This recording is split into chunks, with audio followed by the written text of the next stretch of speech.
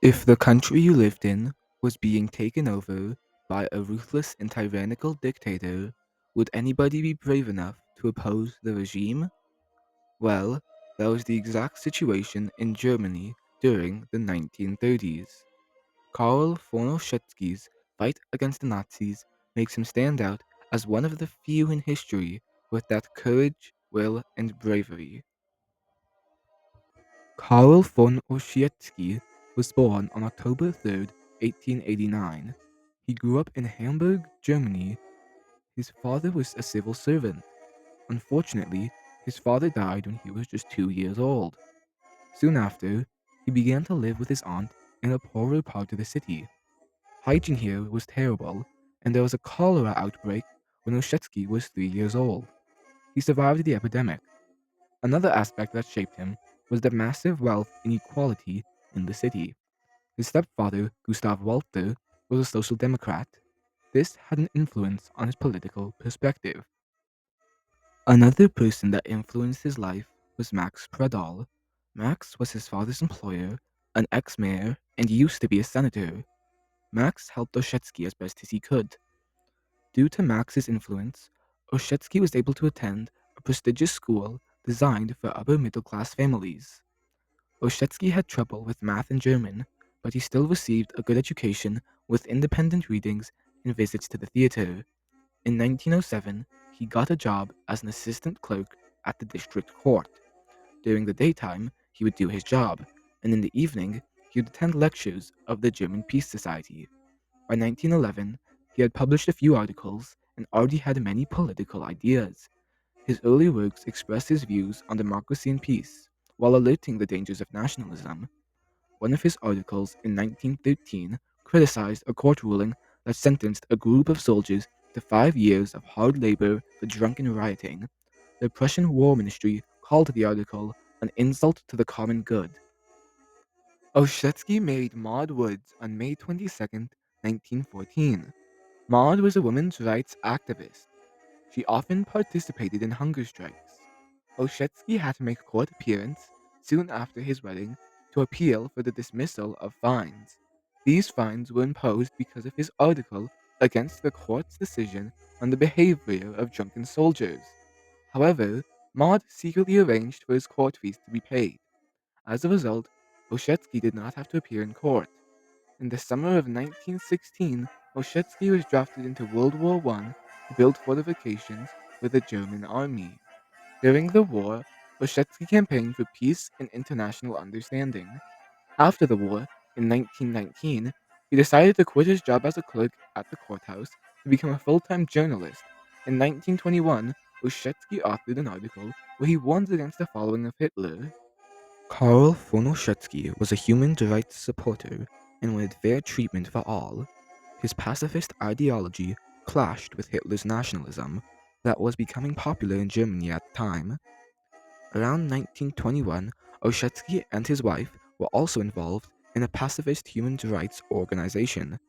This organization was also an early voice of the Never Again war movement.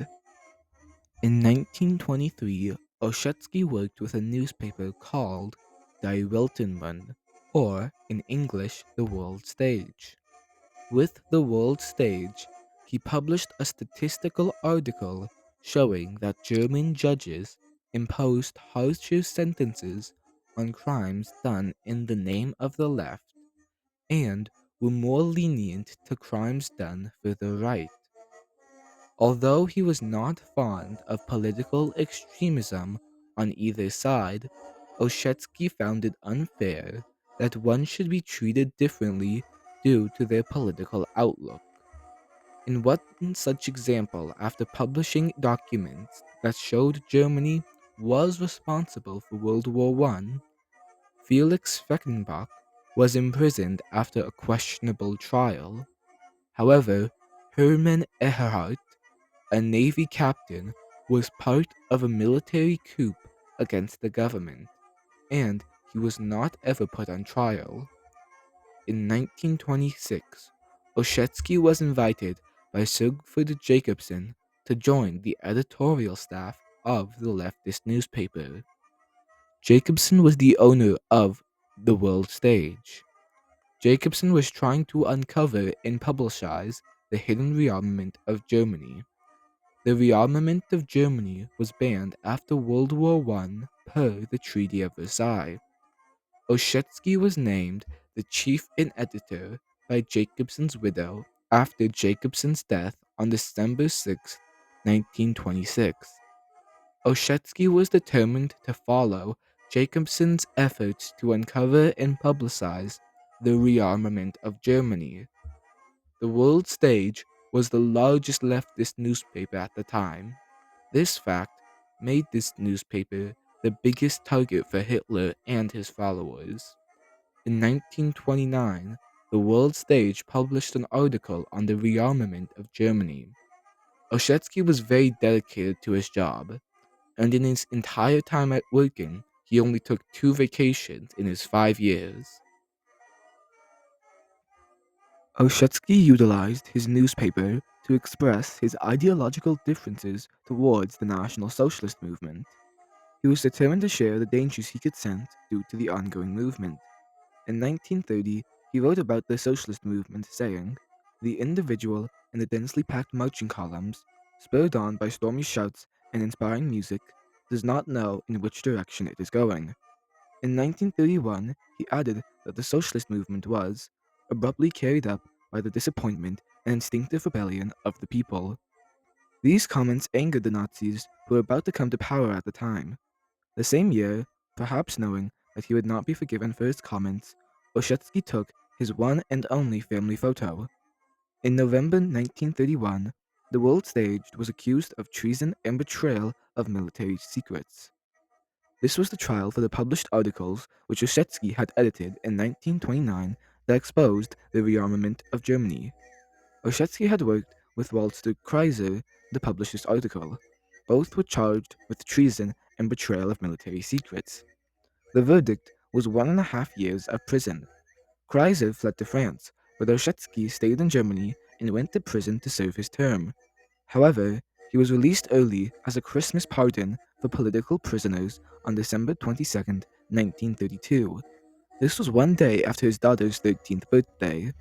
He went straight back to work at the editor's office without taking any time off after being released from the prison. Around this time, he was advised by 2 friendly police officers that he should flee the country before Hitler gained power.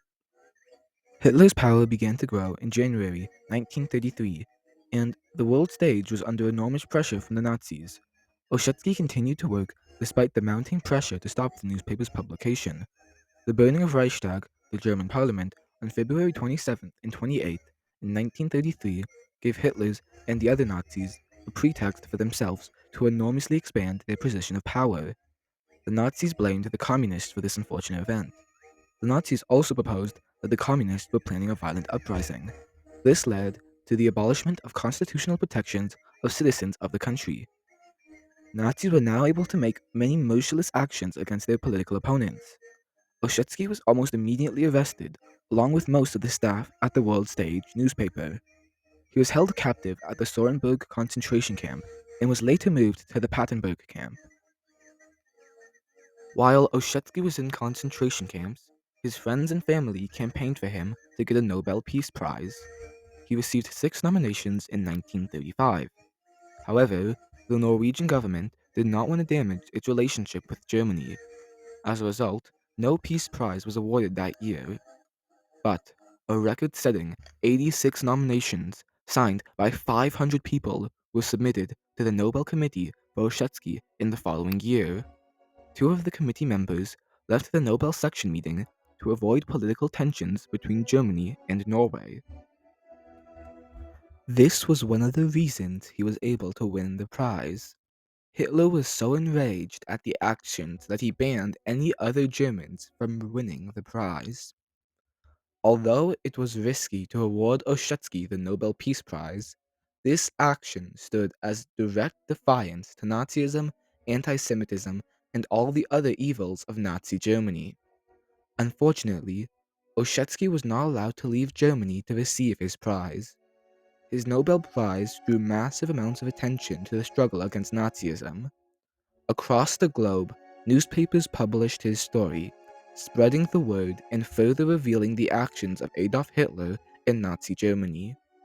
However, back in Germany, he had to be moved to a Berlin hospital due to his tuberculosis. On May 4th, 1938, Carl Von Ossietzky died.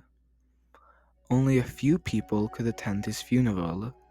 His wife was forced to change her last name in an attempt to remove Ossietzky from history. Ossietzky fulfilled his responsibilities as a journalist to inform and provide thoughts on prominent issues. He represented the movement against Hitler and also protected the rights of citizens and wanted fairness for all. His story of standing up against Nazism and oppression to protect the innocent should never be forgotten.